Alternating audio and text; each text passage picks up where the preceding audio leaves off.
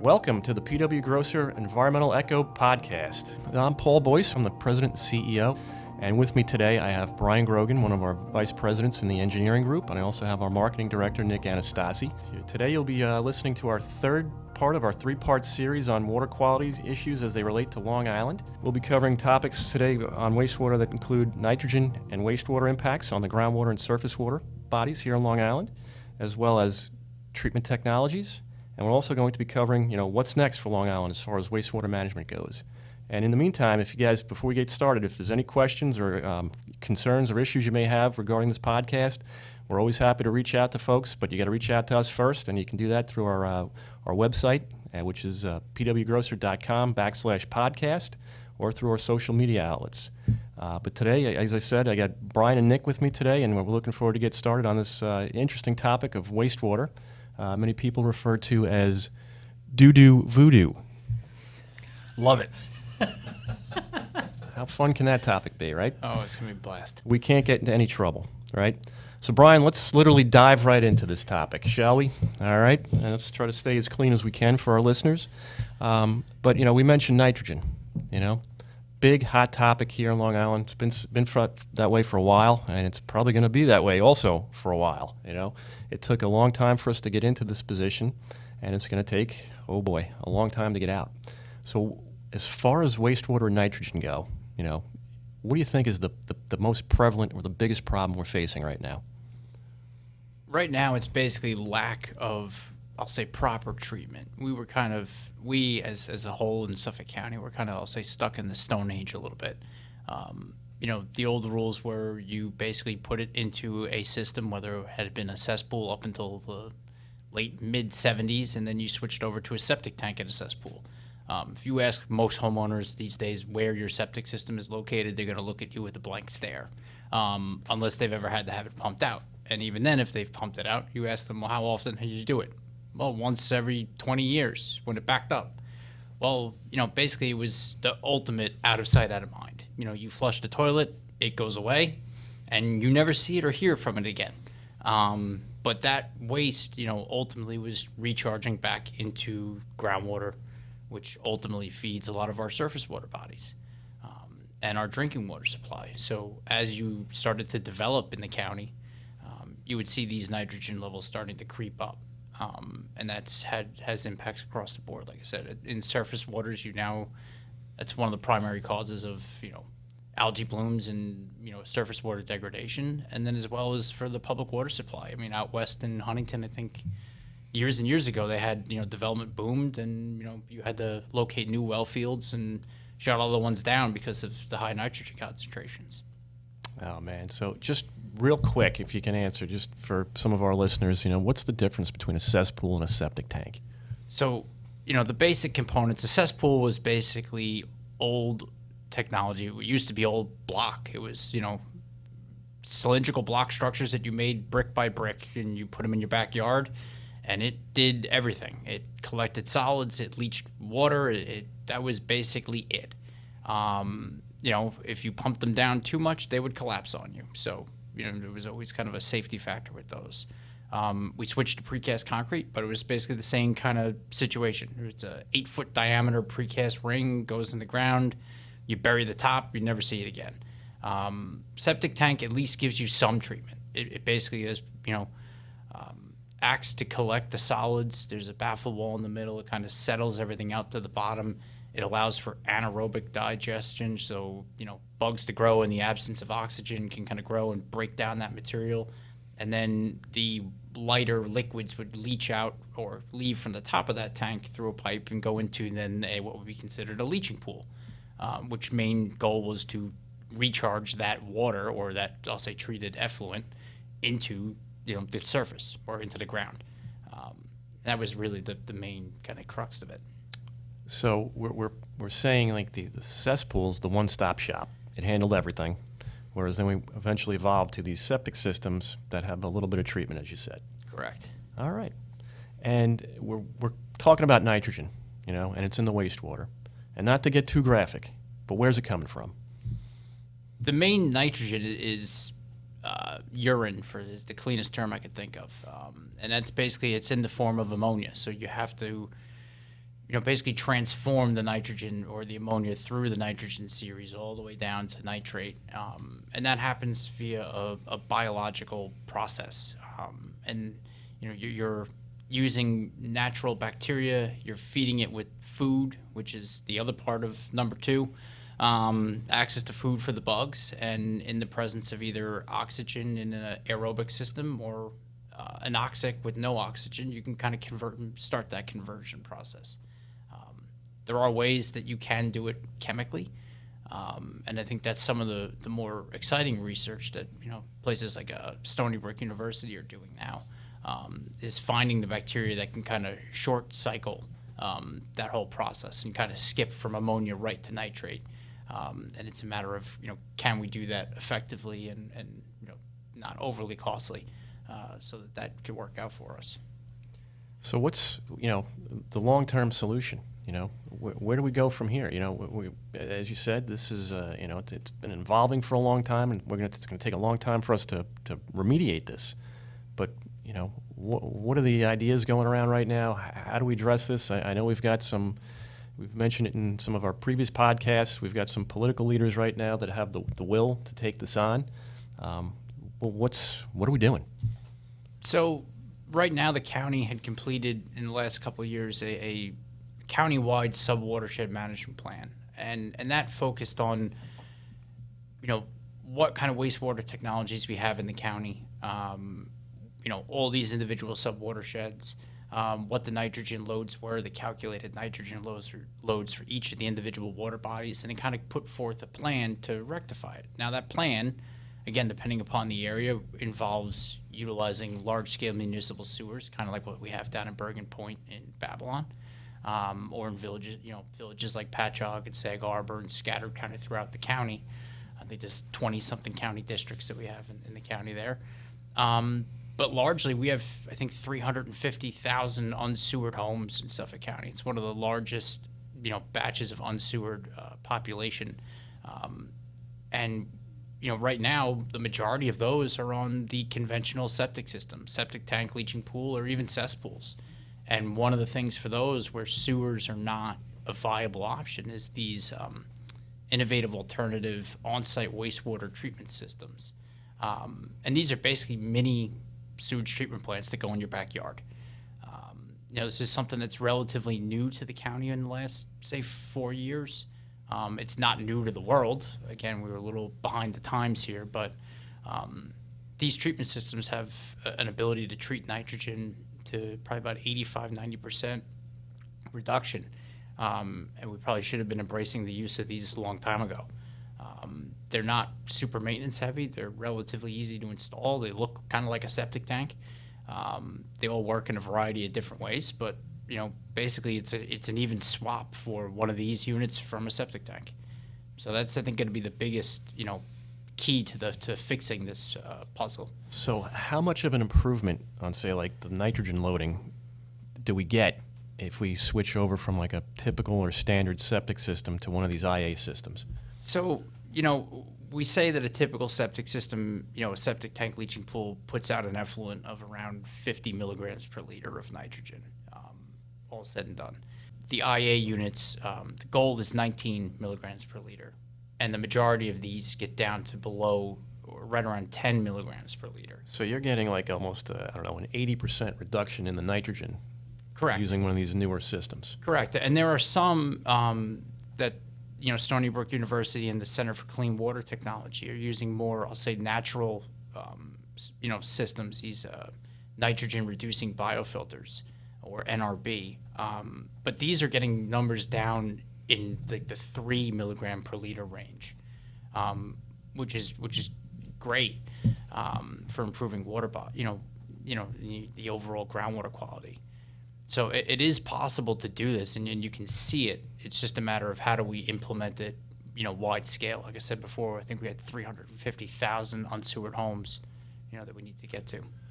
Paul, real quick, as we move forward with this discussion, could you just briefly go over how the nitrogen from a wastewater collection system, say a cesspool or a septic tank, gets into the groundwater, and then how that groundwater migrates towards these surface water bodies? I think that's important for our listeners to to understand. Yep, you're talking about fate and transport in the environment here. All right, so we've previously discussed that the soil is porous, right, in some of our earlier podcasts.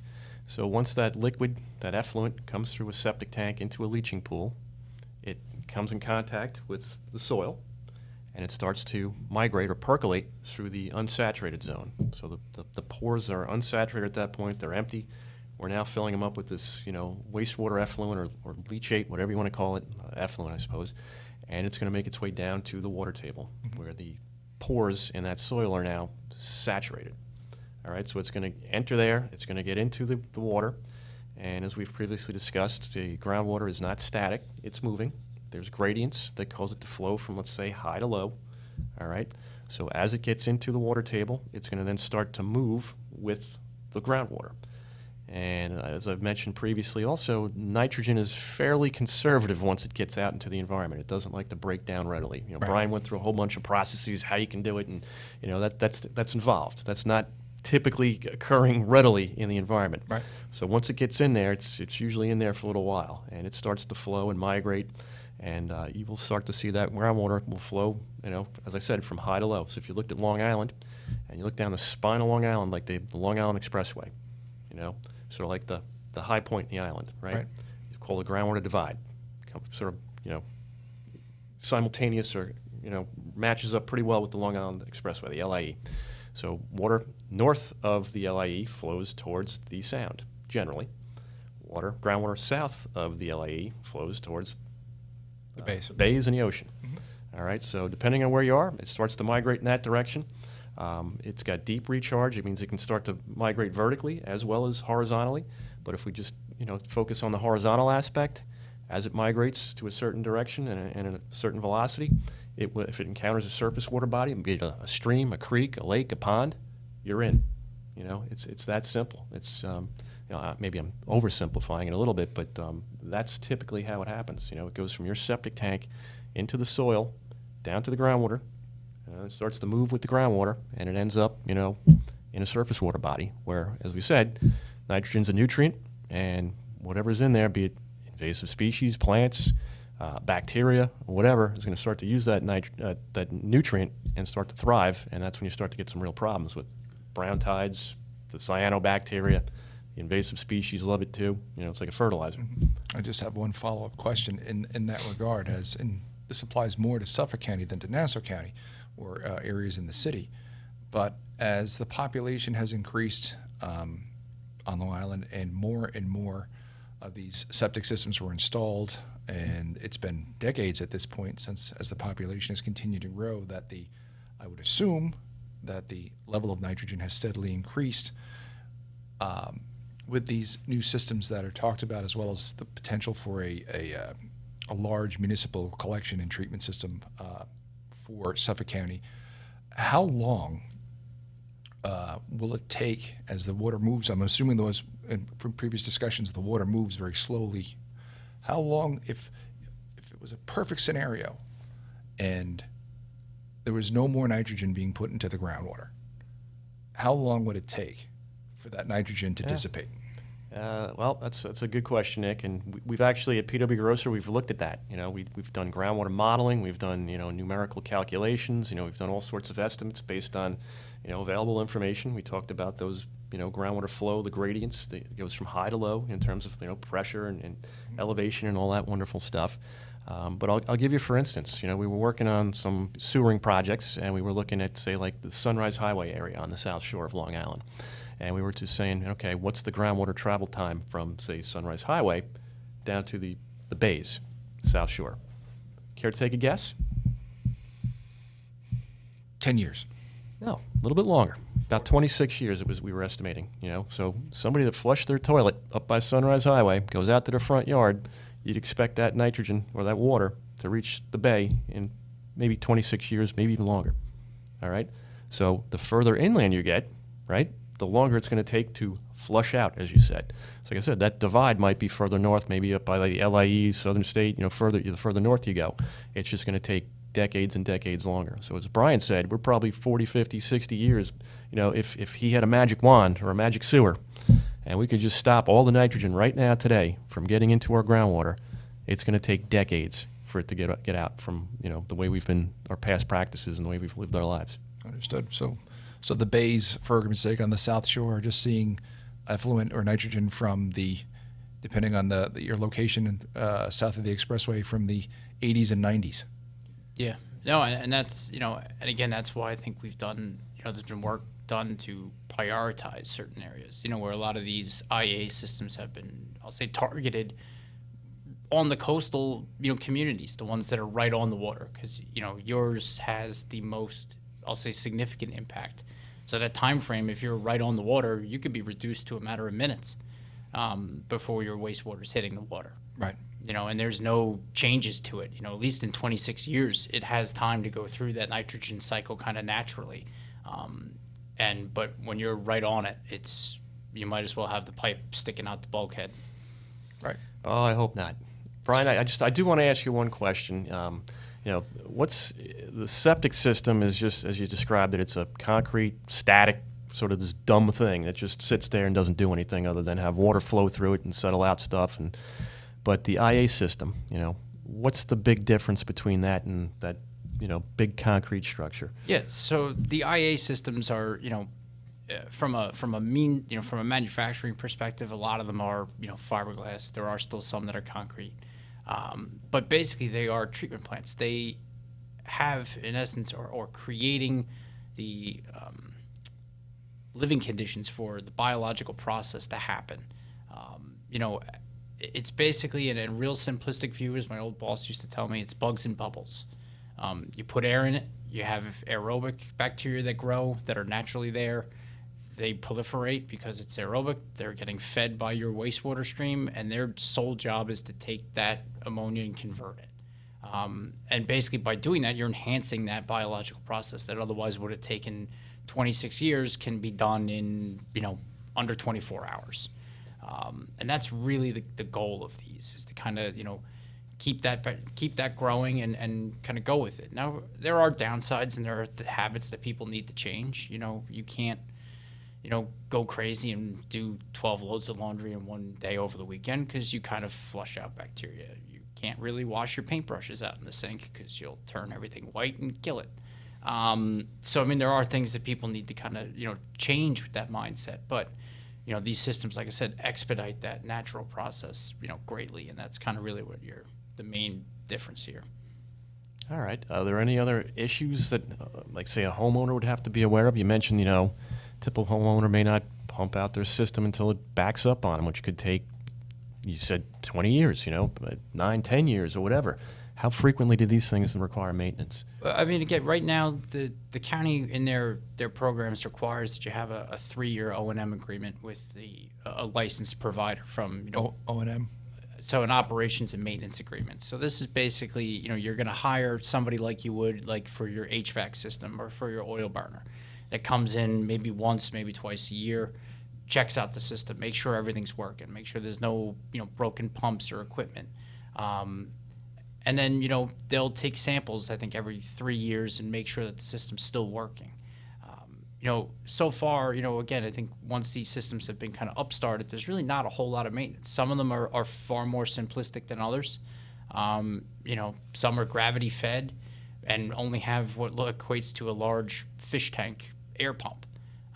So if something goes wrong, it's $100 and you get a new air pump. Others have pumps and other mechanical pieces in them that can, break down over time or get clogged with, baby wipes, or the so-called flushable wipes that every wastewater guy in the industry hates. Because they're flushable, just means they get past your toilet, but what they do downstream is, ridiculous. Maybe you'll change your mind after you pay a guy to come and unclog them from your pump 3 times in a row. You might stop doing it. But yeah, that's, these things are pretty robust. They're, it is a little bit of a different mindset. You do have to occasionally pump them, because some of the sludge does build up as kind of a byproduct of that natural process, and that needs to get removed every, say, 3 to 5 years. But it's going to depend on your usage, how many people are in your house. Is it 2 people or is it a home of 6 or 7? and you'll have different water usage, and things will change there. So, and I'm not trying to knock these things. The one complaint people, we've worked with these systems, we worked the homeowners. A few of them have mentioned, what happens when my lights go out? I lose power. I can't blow the bubbles. Is there a bypass? What happens? Can they still use the sink, the toilet, the shower? Yeah. So I mean, obviously they're not doing dishes or laundry when the power's out. But yeah, it really depends on how your system is set up. Like I said, some of the IA units themselves are gravity in, gravity out. So basically, it's kind of your traditional septic tank. You flush it, water flows in by gravity because the pipe is sloped to it. The pipe slopes away. So if you lose power, you lose some of the biological control. There are some then that have these shallow drain fields after them. So you're basically pumping the treated effluent out to a shallower drain field, which is a little different than the deep leaching pools that we're used to. The goal of the shallow drain fields, though, is to get it up in the upper soil horizon, kind of like the rain garden idea. You use Are those pumps working when the power's out? No, that's the problem, is that those pumps will not run. But as we've gone through Hurricane Sandy and other, some natural disasters here, I think a lot of people are now equipping homes with generators or generator receptacles, and these pumps are not super energy heavy. It's equivalent to a couple of light bulbs. So if you had a generator, you could run it and your system would run fine. You wouldn't notice. Don't some of the systems, though, from a no power perspective, don't they offer excess capacity to some degree, so you'd still be able to flush your toilet? Yeah, again, some of these, they have, there is capacity in the tanks to allow, toilets to flush, sinks to run. But like Paul said, if you're in the middle of a power outage for a couple of hours, you're probably not going to be taking a shower because you don't have hot water. You're going to maybe only flush the toilet, and that's about it. Some cooking. You're not going to be running a full, your day-to-day life like you normally would, which these systems then can handle that for, that period of time. Right. So, Brian, beyond the IA systems, and again, grander scale, what are we looking to do here on Long Island? What's really, like the 100% removal option for nitrogen?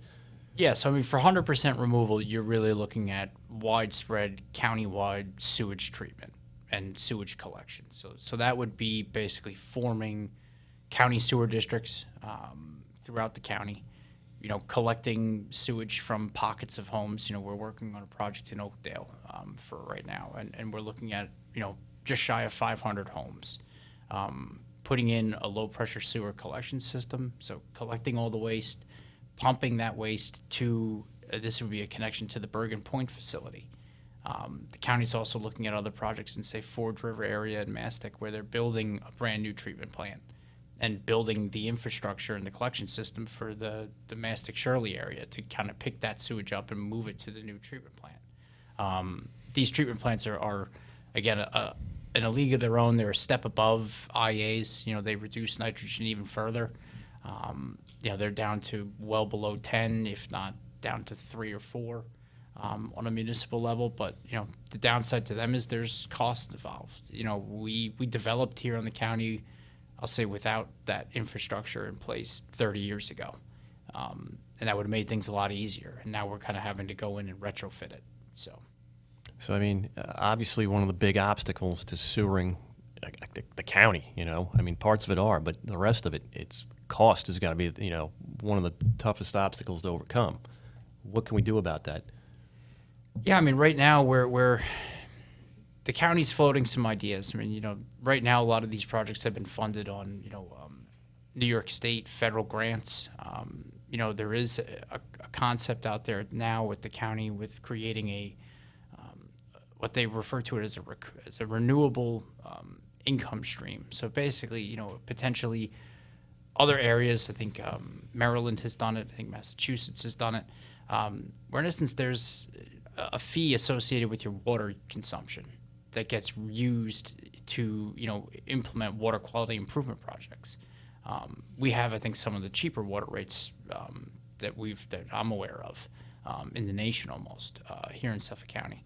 And again, these projects in areas similar to ours where they've seen, groundwater and water quality and surface water quality degradation, that's the step you need to get to, is basically, having a fee that comes in that then gets spent on improving the overall water quality. And it seems like those programs have worked in these other areas. It may not be a popular concept, but it's something that I think without additional, you can't rely on grant funding for everything. So either, individual homeowners are going to have to take on the debt and pay it back, or the county's going to do it as part of a big capital project and everybody's going to pay for it, or there's ways with, this other fee to make it work. So, obviously, I know the money isn't there right now to sewer the whole county. And, we're looking at doing it more bite-sized pieces, and there's a prioritized list of areas. And you mentioned that watershed report, right? Mm-hmm. So what's coming up? You mentioned Oakdale. Are there any other hot spots that that people are anxious to see sewers in? Or yeah, you're seeing it more, I'll say, on the downtowns areas, kind of like what Village of Patchogue did. They have sewers there, and you see that their downtown is, expanding and flourishing. And maybe not everybody wants to be Patchogue all over the place. But some of these downtowns, you go out to Southampton Village or East Hampton, or, go all the way out to Montauk. There's areas, Montauk especially has, poor soils. It's, 60, 70 feet of straight clay. You can't put septic in clay. It backs up immediately. And a lot of these places are kind of limited on what you can do because of the rules of, the sanitary rules. You're basically governed by your septic system as to what you can do. So you can't change an empty storefront from, one use into a restaurant or even into an office space without going through a wastewater management approval for your septic system. And sometimes that's not an easy thing to do. So you're seeing focus there for, community, sewage treatment and allowing for, I'll say, growth and recovery in those areas. So I think those are kind of like the key priority areas there as far as that goes. No, I agree with you, but that you look at the other side of the coin from the commercial, you go to the residential, and oftentimes, I talked about the cost obstacle. There's other obstacles that you may experience with, why do I need this? I've always had this out in my front yard. It works great, and how do you, educate people or convince them, that we do need to make this change? What's the key to getting through to people? Yeah, that's a difficult one. I've been there, and I thought a couple of times I was going to have tomatoes and pitchforks, waiting for me after giving those presentations a couple of times. Again, it as I said earlier, our old way of disposing of our wastewater was the greatest, set it and forget it scheme of all times. You put it in when you built the house. You never see the covers. You have no idea where it is. You just flush the toilet, it goes away, and you don't even think twice. So again, it's starting to tell people, look, here's the downsides of this. You're starting to see, back in the 70s and 80s, you didn't have brown tides. You could walk across the bay on, clam boats. You had clams for days. Mm-hmm. You didn't have cyanobacteria in ponds. You could swim in these ponds that we were talking about before without even thinking twice about it. Now you're starting to see it. You have shellfish closure areas. You have beach closures. You have, there are no clams. There are times where, now we have fish kills, and you're starting to look and see those things. And those are tangible. People can see them.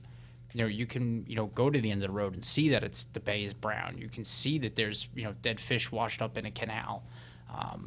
And I think, kind of just showing people that that's what's happening. And if we kind of continue on the course, the draw for what brings people to the island and why people stay here and live here is going to be gone. There's going to be a day where, you're not going to be able to go fishing or clamming, or you're going to not be able to go in a water body for an extended period of time, without, running the risk of getting sick. And I think that's, ultimately when you don't want to get to that point. And I think we're not there yet, but if we didn't do anything, we'd be there pretty soon. Oh, man, you made a good case right there, Brian. We were talking about water. We're on an island. It's surrounded by water. And it's a big reason of, why we choose to live here and recreate and, do what we do. So let me kind of wrap things up with this, take out your crystal ball.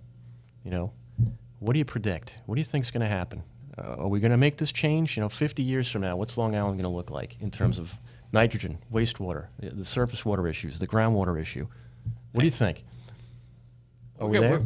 We're there. We're making the change. The county, as of I think July 1st, is now going to require IA units on all new construction, and that's across the board, residential, commercial.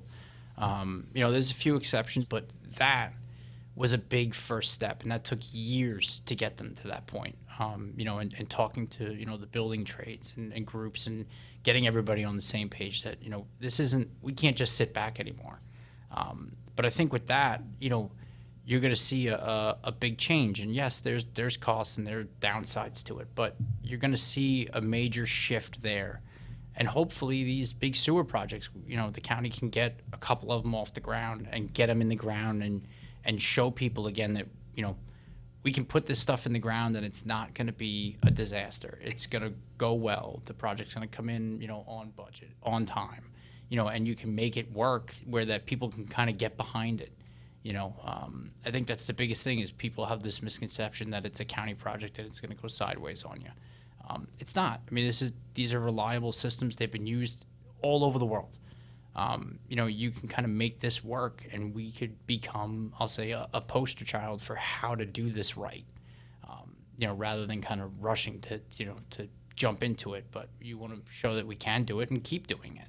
You don't want to just do one of these. If we do one sewer project, it's not going to change the tide.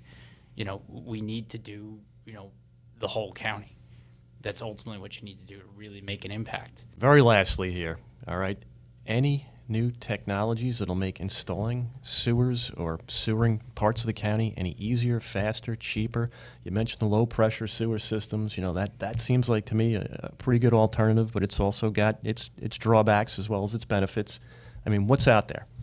Yeah, so for sewer work, there's your old school traditional gravity systems, which are, kind of like what you have in your house, but, we do that in the streets. The downside to those is you get down 20, 30 feet real quick, and then you need big pump stations to move stuff around.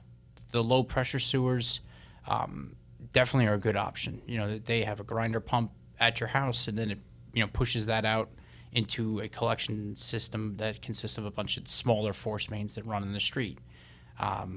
There are effluent sewers, which are kind of a similar concept where there's a pump after a septic tank that just kind of the solids stay basically on your property and the liquids go out into the street and into the collection system. So that there's, multiple ways to kind of skin the cat, and there's various reasons why you use one system over another, depending upon your area and your, depth of the groundwater and things of that nature.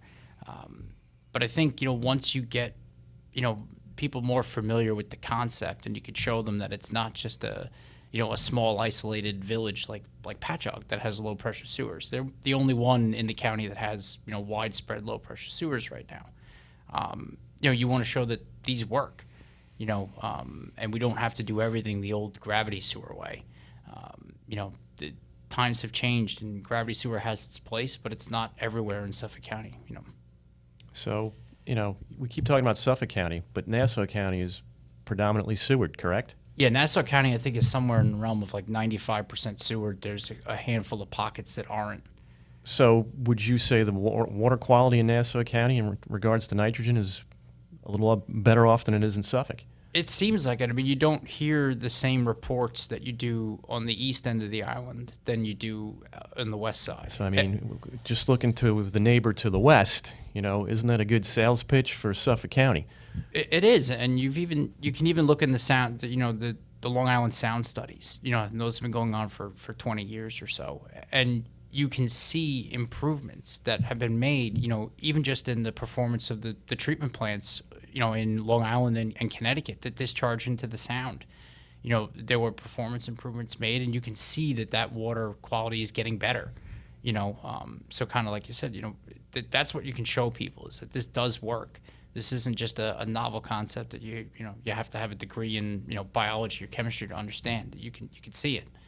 I'm with you, Brian. It's still a bit of an uphill climb, but I agree we're going to get there one day.